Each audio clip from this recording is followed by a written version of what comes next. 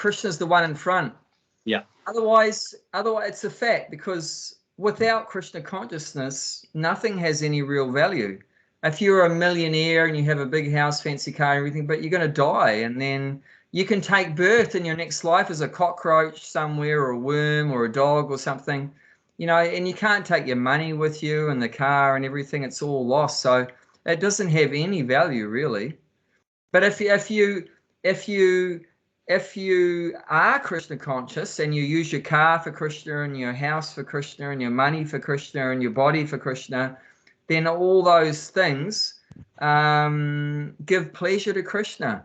And, you know, and that's your ticket out of here. Like it said, for example, if you build a temple for Vishnu, then that's your ticket back to Godhead. Just that one thing.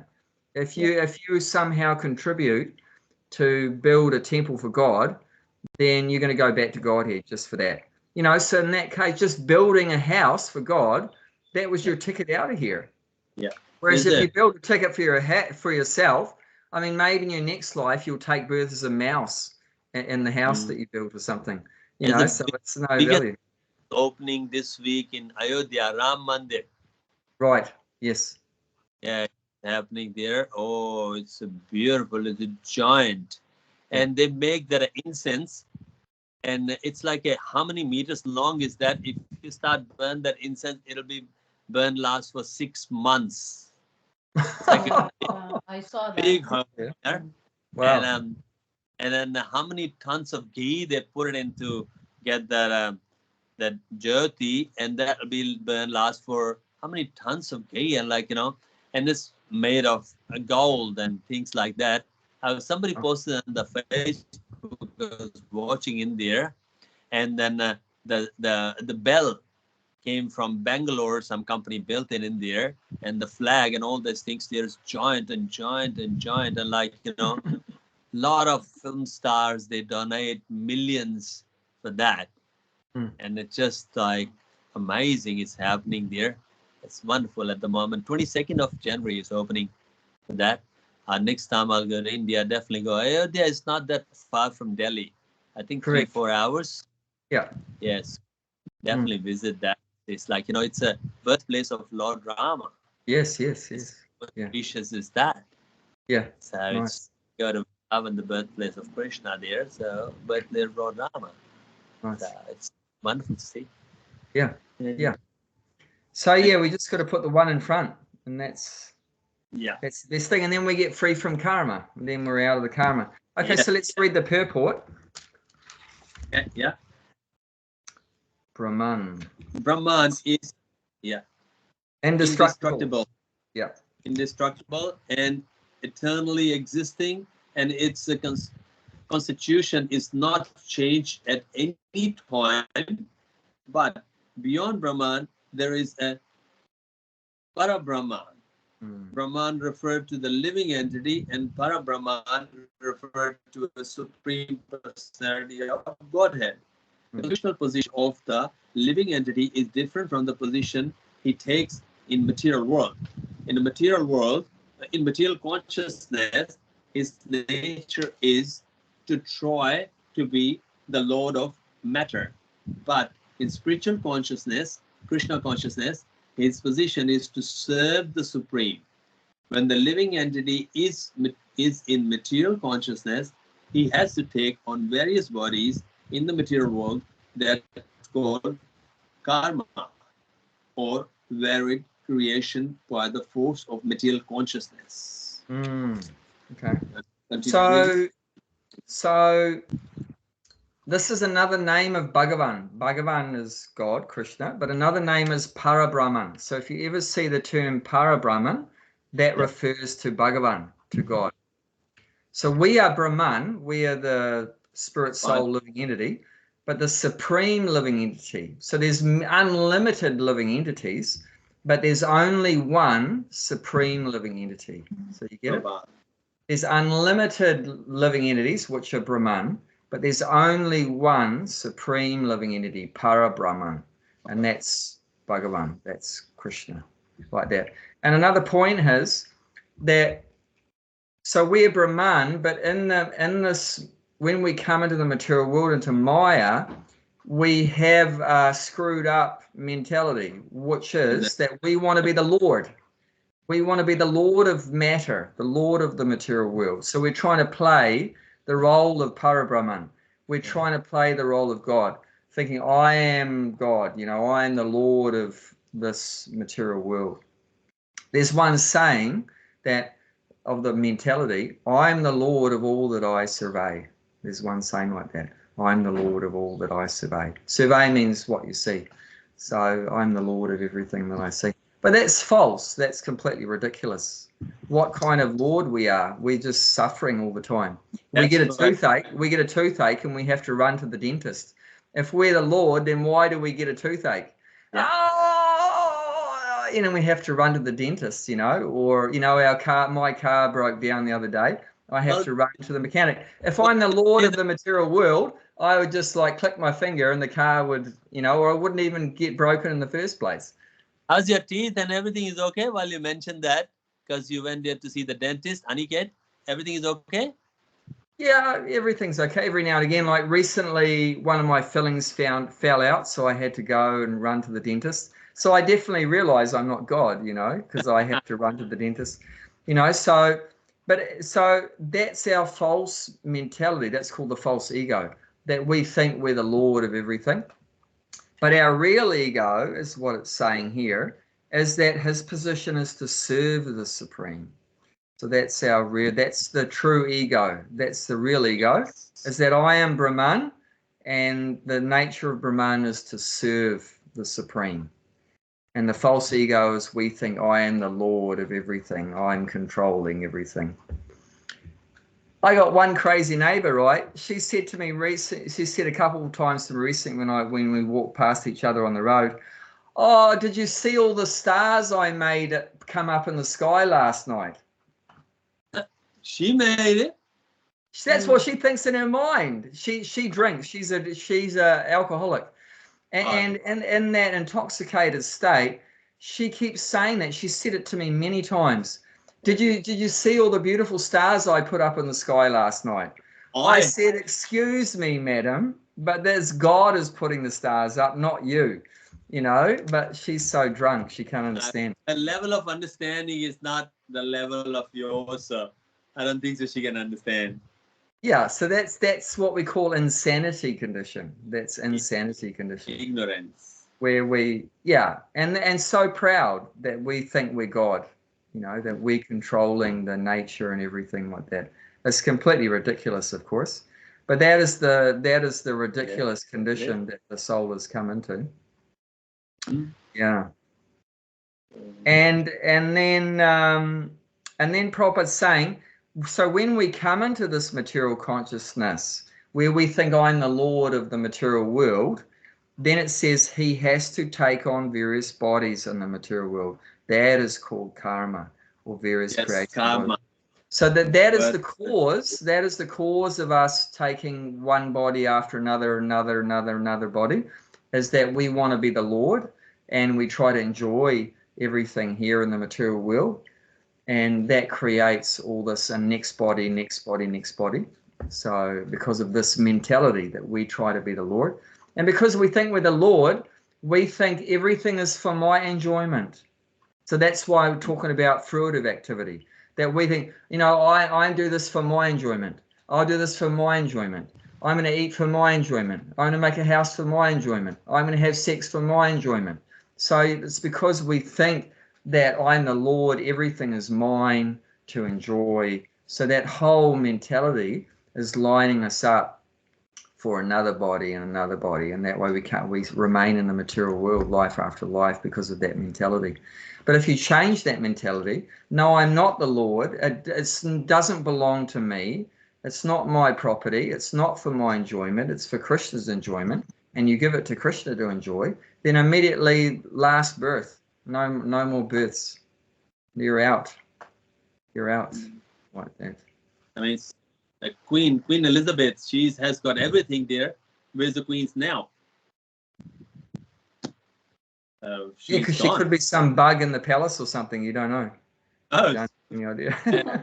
Nobody will ever know where it's like she's in a 2-meter box. That's it. You would know Nehru, right? The politician, India's politician, Nehru. Yes. Then one astrologer looked at his astrology chart after he died and said he took birth as a dog in a Scandinavian country. Scandinavian country means very cold. That means up like Norway, Sweden, Finland. That area is called Scandinavia. So that's not a good place to be born as a dog in some freezing place with like -40 in the wintertime. You know. Karma. Yeah, so that's karma. Yeah, that's right. Everybody has got their karma and they have to pay back. Like, you know, in Krishna, it's like a no partiality. He's neither your enemy nor your friend. Whatever your karma is, according to that, that's it. And then in this parliament, there is no only decision. There's no lawyer, no defense, no defending, no witness. Only decision. That's his decision. That's it. Yeah. Recently, I heard Prabhupada talking one conversation, and he mentioned Nehru, and Nehru was born in a Brahmana family. So Brahmana means you're supposed to know what is Brahman. So Brahmana means you should know what is Brahman. So one English person asked him, so please tell us something from Bhagavad Gita. And he actually said, well, actually, he was quite embarrassed. He said, actually, I don't know much about Bhagavad Gita. Is the Brahman. So that's the thing, So he just became a politician and everything. And look what happened. He didn't know about Bhagavad Gita. It means he didn't know about the soul. He didn't know about God. And what happened? What was the result? He got karma. He took birth as a dog somewhere like that. But he had the opportunity. He was born in Brahmin family. He could have got educated in spiritual life. Yeah. And then 97% people, they are wasting the human life. Yeah. To be what opportunity you can get to have a knowledge. It's dog and cat can't read the Bhagavad Gita. Yeah. So it's like that's embarrassing that you're born in a Brahmin family, you don't know anything about Bhagavad Gita. That's just crazy. I know the Brahman there in Sydney. When I was a meat eater, they was eating meat with me, and they were Brahman, from their last name and like things like that. But they were eating fish and everything, and but he saw all these days everything is just changed and da da da da da. I don't know anything, but maybe they lost the track as well. The Brahman definitely lost Sydney. the track. That giant he just mentioned, that's called Brahma Bandhu. Brahma Bandhu means if a person's born in a Brahmin family, but they're not following the Brahminical culture, they're actually called Brahma Bandhu, which means you're like a relative of a Brahmana. You're not actually a Brahmana, because Bandhu means relative. So you're like, you're connected with a Brahmana, but you're not a Brahmana. You're Brahma Bandhu. But so actually, like olden days, the Brahman is like Brahman doesn't work. He's not on the salary. Yeah, not Sudra. That's right. So he is like, knowledgeable, and then it's like, who says that? I was reading that Brahman is born from the God's third eye. It's not ordinary. Brahman is not ordinary. He born from a third eye of the God. That's why he doesn't work, not on the salary. But these days, Brahman is totally different. They just completely, even in the temple as well, everybody on the salary and all the things and all, they're looking for the money and all that. But that's not. And that's why Prabhupada says in the Kali Yuga, everybody Shudra, no one Brahman. Yeah. You want to read, continue? Okay, let's read a bit more, Okay, yeah.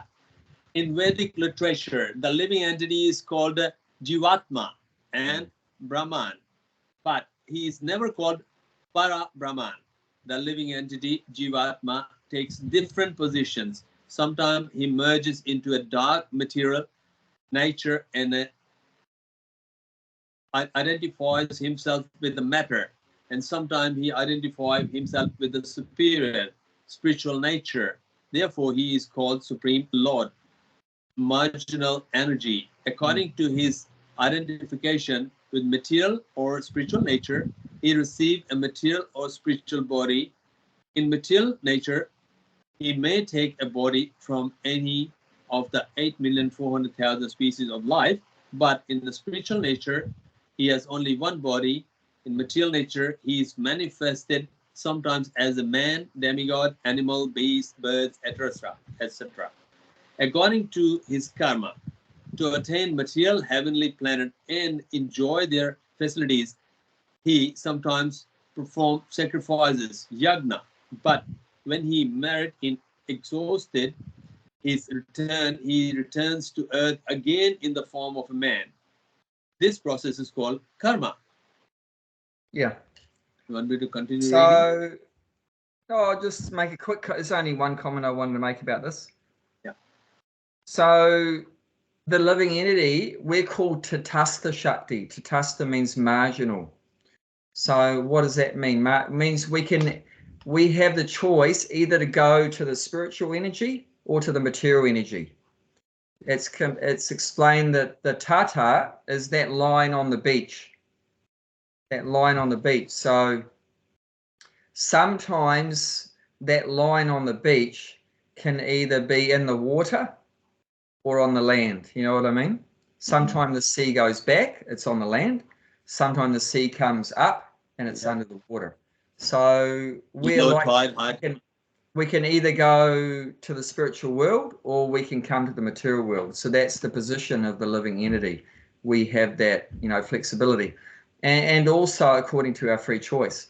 And also, if we choose to come into the material world, then we can enter into a variety of 8,400,000 different kinds of bodies.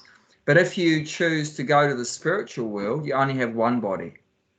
You have one eternal spiritual form, and that's called Swarupa. So you have an eternal form.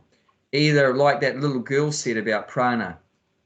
Are you a cowherd boy? Are you a cowherd girl? Are you, Krishna's mother or father or whatever like that, a blade of grass? So you'll have some eternal form there in the spiritual world. And that doesn't change, so that's one eternal form that you'll be serving Krishna in. But in the material world, we go through so many forms, one after another, after another, after another. Sometime dog, sometime bird, sometime fish, sometime tree, always changing different forms. But spiritual world is one permanent form. Okay. In Chandi Yoga Upanishad described the Vedic sacrificial process. On the sacrificial altar, 5 kinds of offerings are made into 5 kinds of fire. These 5 kinds of fires are conceived as the heavenly planet, cloud, the earth, man, and a woman. And the 5 kinds of sacrifices offering are faith, the enjoyer on the moon, rain, grain, and semen. In the process of sacrifice, the living entity makes specific sacrifice to attain specific heavenly planet and consequently reaches them. When the merit of sacrifice is exhausted, the living entity descends to earth in the form of rain and takes on the form of grain. And the grain are eaten by men and transformed into semen, which impregnates a woman. And thus the living entity once again attain the human form of perform sacrifice, and so repeat the same cycle. In this way, the living entity perpetually comes and goes on the material path. The Krishna conscious person, however, avoids such sacrifice.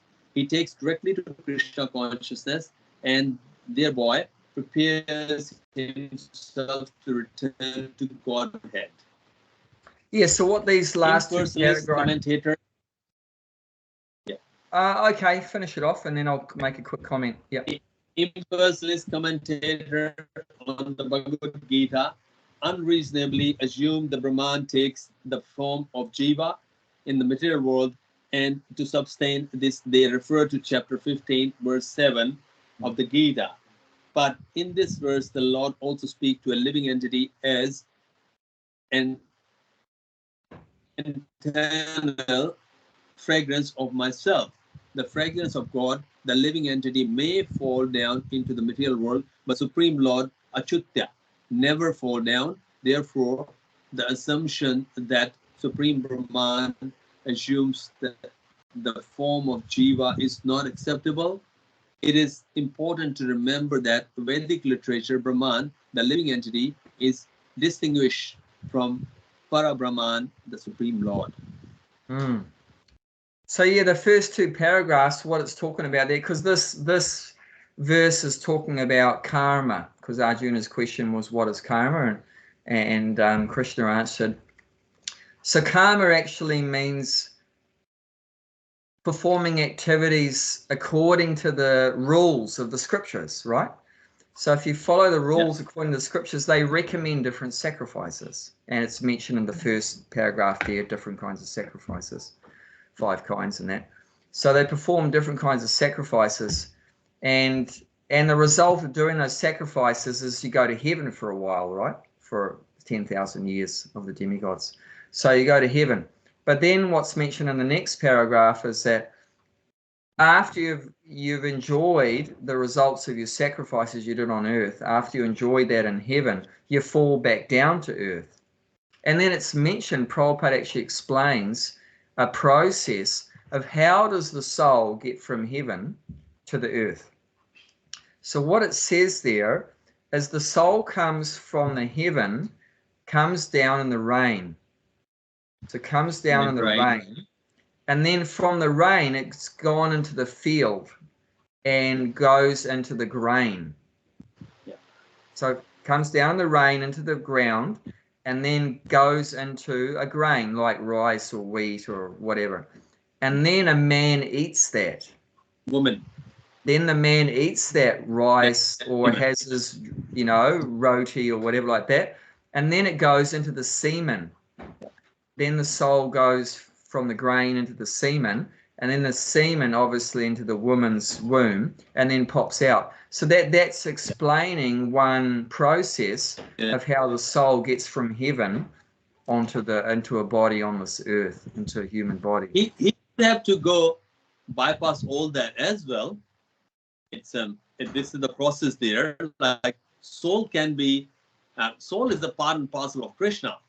Yeah, and it's is every soul's journey like that? Not every soul's journey. No, there'll be different processes. I mean, some souls are coming down from heaven, some are going up to heaven, some are going from earth down to hell, some are going into different species, into animals. So there'll be all different roads, just like there's different roads from Newcastle. You can go, up to Brisbane, you can go into Cessnock, you can go to Sydney. There's different ways you go. So the soul is also taking different routes. But that's just mentioning one route going from heaven to earth, one way that's going there. But there may be other ways too. But this is just one showing how the soul sometimes goes up and then down and up and down and up and down. And that is called samsara, the cycle of birth and death, samsara. And we sing that every morning at Mangalarti. Samsara dava nalalita loka tranaya karunyaganaganaram. So the spiritual master is rescuing us from the cycle of birth and death, going up and down, up and down, up and down, like that. And then the final verse mentions how the impersonalists, they misinterpret the scriptures like Bhagavad Gita and say that the Parabrahman, then he can become a jiva. The Parabrahman takes birth as a jiva, but actually that's wrong. Prabhupada's pointing out this is a wrong interpretation. Parabrahman never becomes an ordinary jiva. The ordinary jiva is always the part of God and never can become God. And God is never going to become the part. So it means the whole always is whole and the part is always part. The whole is never going to become a part. and the part is never going to become the whole. The whole is eternally the whole, God, Puranam, complete. And we are eternally the part, Amsha. So we're called Amsh or Amsha. We're a tiny part. And we can never become God, the whole, and vice versa. But the Mayavadis, they love to misinterpret different writings. So they try to make it that, you know. Yeah, same in the Bible says that shall not be killed, but then still they're eating meat. So he saw because you know, this different interpretation there. Yeah. And like, you know, but they just according to their benefits, they just, that's why the Bhagavad Gita as it is. Yeah. And they're like, you know, and then I'm sure, like, you know, for last Prabhupada came 70 years ago, but from the 5,000 years ago to 4,000, you know, 900 years, I'm sure a lot of people, they explain Bhagavad Gita with their own interpretation, with their own mind.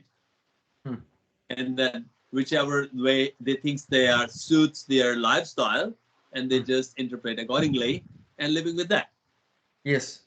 So that's what it is. Like, you know, it's, but it's like what happened that for 5,000 years, and when Chaitanya Babu came 500 years ago, what happened these 4,500 years? Anything happens? Because we don't really talk before Chaitanya Mahaprabhu. We talk either Bhagavad Gita 5,000 years or 500 years Chaitanya Mahaprabhu onwards. What happened the duration of 4,500 years? Yeah, there are some people that are Krishna consciousness and Krishna consciousness. It's not really mentioned anywhere or anything. It was like not a sage or. No, I mean there were great acharyas even before Lord Chaitanya, like Madhvacharya is very famous. Madhvacharya, Ramanujacharya. Oh, okay. You know, Ramanujacharya was the chief acharya of the Sri Sampradaya. So he was present, like, you know, about 1,000 years ago, I think, or maybe more than that. And then Madhvacharya, he's the leading acharya of our Sampradaya, the Brahma Madhva Gaudiya Sampradaya. And yeah, there was so many acharyas there. I mean, it's mentioned, you can look in the beginning of the Bhagavad Gita, the Parampara. At 32, yeah, I see in the last one. Yeah, so we can just look, yeah. So, you know, Krishna, Brahma, Narada, Vyasa, Madhva, Padmanabha, Nirhari, Madhava, Akshobhya, Jayatira, like that. And it comes down to Prabhupada. You know, Lord Chaitanya is number 22. Yeah. Like that. So before him, there was definitely things going on. All those people weren't just sleeping and eating. They were preaching, you know. So there was some, but there was, you know, obviously the main energy of the material world is Maya, you know. So most living entities are in Maya. When God comes himself, that really shakes up the material world. That really shakes up the Maya. But then when God leaves, then, you know, it's all very good when he's there, and then slowly things deteriorate. And you can read that like in 4th chapter, text 2. 4th chapter, text 2. Which one? 4th chapter, text 2.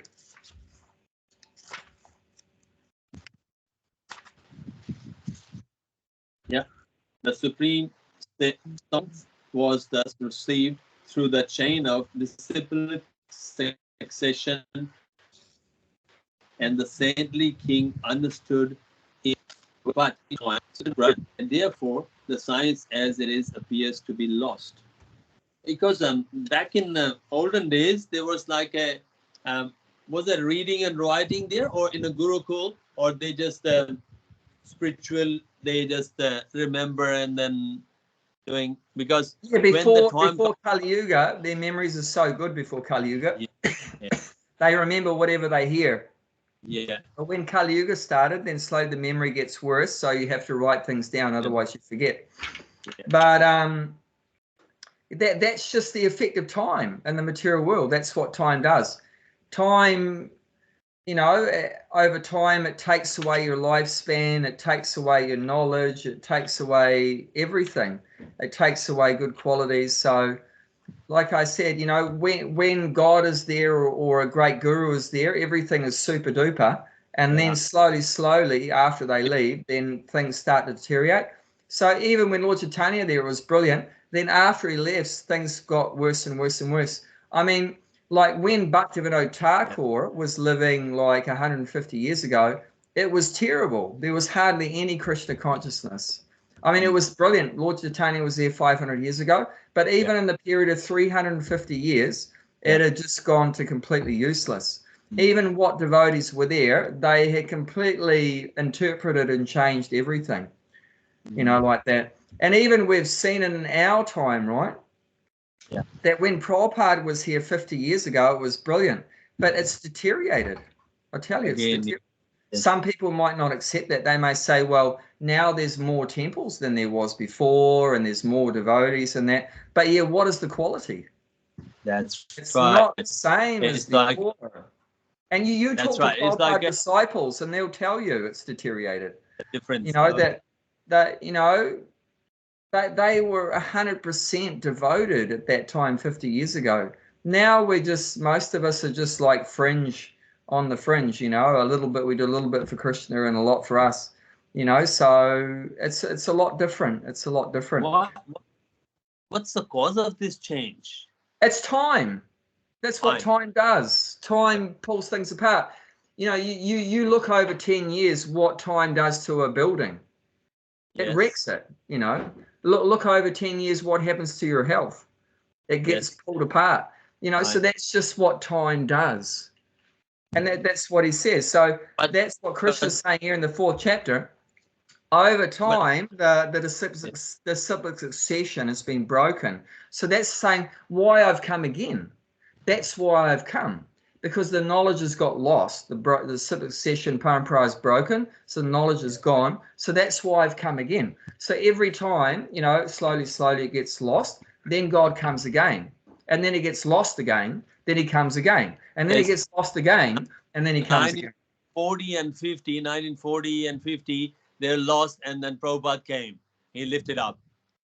And then now, maybe after 50 years, is losing still, and then somebody will come and lift it up. It's like, you know, that's the way. Yeah. So it's then I mean, still there are individuals that are doing really well in Krishna consciousness, but we're just talking about generally. Yes. You know, there's always going to be some individuals that are, you know, pure devotees and exceptional in that, but then you'll see that there's a general decline after the God leaves or after the guru. Generally, after the guru leaves, there's a lot of like the boat rocks. The boat starts rocking. Yeah, you know, I think sometimes it capsizes. It does the looking for a position and the money and the fame and then name and all that.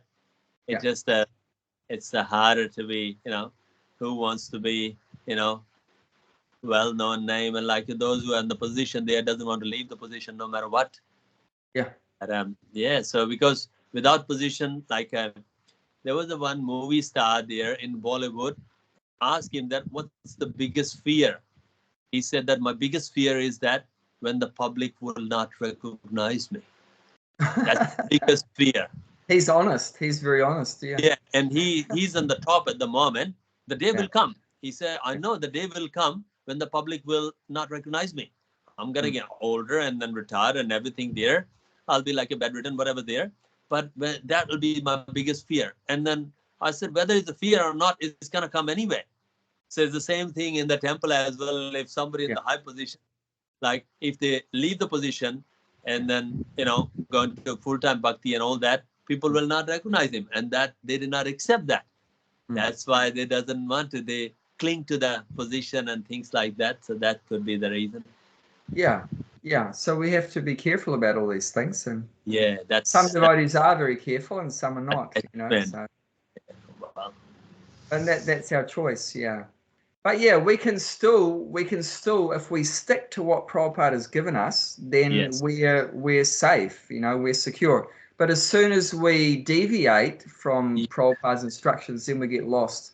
And Yes. Prabhupada said, that's my only qualification. My only qualification is that I didn't deviate 1 inch from the instructions of my Guru Maharaj.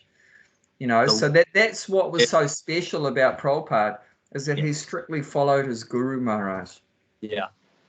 Now And, it's in the IDC course, they were saying that if your guru fall down, you are about to leave that guru. And and then it happened that some people I know that their guru fall down, and they said, if we leave that way, we're gonna be going. You can go to Guru's guru, which is Prabhupada, or keep following that guru. So it's like Prabhupada knows that it's not gonna be run the moment the way it's running now. He knew that before he dropped his body. He knew that, and which is true. But it's a time, it's nothing wrong. Yeah, we shouldn't be surprised. We should expect that. That's just what time does. Time tries to break everything down, 100%. And you just have to go with that. I mean, it's and you just keep yourself fixed on those spiritual instructions, and that's what doesn't change. Everything else changes in time. Your body, your house, your relationships with friends and family and everything. But the thing that doesn't change is that spiritual knowledge, that spiritual vibration. Like the Hare Krishna Maha Mantra, that doesn't change. Like the Bhagavad Gita, that doesn't change. Krishna's words don't change. Like that. So, what Prabhupada has said, that doesn't change. But everything else changes. But you want to stick to what doesn't change. Yeah. Then you're okay. Love to Krishna will never change, whether 1,000 years or maybe 20,000 years. Love to Krishna still called love to Krishna. There is no unchangeable thing. The gopis love to Krishna. Love. It's just like if you define one definition of love in one word, which is Krishna. But like you said about the Bollywood star, if you stick to something that does change, like you're being famous and popular and everything, then you're up the creek without a paddle. Not Krishna conscious, that's fine. So that's his biggest fear. And then I said, well, I wish if I can answer him. I said, what's the fear? Like, regardless of that, this situation will come. Then what's the fear? I mean, one day people will not recognize you. That's for sure. You know that. But why can't you accept it now rather than waiting that old age, then accept it? I mean, there's a one person there. He's got a big empire of the chain of hotels in Australia. He's an Indian. And he comes to temple a couple of times. He used to come to my cafe as well. And he hasn't got any child. I said, what happened to your empire when you died? He saw he might go to charity or something like that. The two brothers, they got no children. And I said, why can't you just donate with your hand? Give it to the charity. After death, it's gonna go anyway. But while you're alive, why don't you just whichever charity you think is right, and then I don't know. He maybe think he bring the 5 kilo bag of the rice to New Gokula. I said, right, it's his hotel. I've been there. That's worth roughly around $50 million Australian dollar. One of them, and then he's showing his Rolls Royce, his helicopter, everything there. And I said, when you died, it will stay here, isn't it? He said, yeah. And then why don't you donate now? Rather than death is going to go anyway, just to give it your hand. But he doesn't have that heart to give it that. He believed, I earned with the hard labor money. How can I let go that easy? I said, it's going to be let go no matter what. When you died, you can't take your helicopter and Rolls Royce. So give it now while you are alive. He said, okay, I'll think about it. I give him one Bhagavad Gita as well. He used to come to Bhakti Tree as well. One day in the Bhakti Tree, there is something. He used to come to Bhakti Tree because he used to come to Gloria Jeans. Then he knew I'm on the Bhakti tree. He used to come to Bhakti tree on the Saturday for the dosa and all that. And hopefully he comes that and he take like a 5-10 rotis, 15 rotis for the evening or next day. He goes to eat hotel, but eat like that. So one day he came and then we don't have enough atta to dough. He makes one dough a day, whatever 15, 20, 30 rotis, and next day, next dough. It's finished, it's finished. Because in the evening, he can't make a dough again because of one person. So we said, we don't have a roti for you. And he get upset. Said, that I don't like that way the manager say that you don't have a roti for you, this. I said, listen, you know, his name, his last name is Seth. I don't know if you understand. Seth is like in India, they're millionaires. Okay. And then I said, what are you hoping for? Like a customer service in temple? He says, like I said, like if you think like that, how can it be like you? I said, you have a right to donate, but you don't have a right to dictate. You can give it $100,000 to the temple, but you can't say, oh, spend this, spend here, send there. You can if you leave your hotel and join the temple for full time. So if we don't have an atta, don't have an atta. But he was full of pride, and then he doesn't come to Bhakti tree anymore. But I seen that he come to temple once. So I said, okay, that's fine. I gave him Bhagavad Gita, and I said, well, it's like, you know, the road you're running on, it's end at the new Gokula. No matter how hard you run, how fast you run, it's gonna end up there anyway. So I'll see you then. Nice. Anyway, that's his nice thing. But story. yeah, it's true story, but he doesn't come anymore. But he feel like, you know, the more they are pride, the insulted they get very easily. Yeah, of course, yeah. So if they are very low esteem people, ground on the earth, they very rarely get insulted because they know it's like, you know, insult and all. Like you mentioned one day, it's like, you know, I should, because you had an argument with the, you know, the giraffe. There was one giraffe there in New Gokula, and then you mentioned that our devotee should not be having any revenge or anything there. Means forgiving. Devotee believe in forgiving. It's like if you have an argument with someone, next moment just forgiving. If you keep hold on to it for months and years, then you're not a devotee. So, which is true. But if longer they hold it, it means they didn't understand the Bhagavad Gita yet. But yeah, in progress. Progress. That's where it shows. Anyway, getting longer. I have to go to Bhakti tree. Thank you very much. Nice to see you. Nice to see you.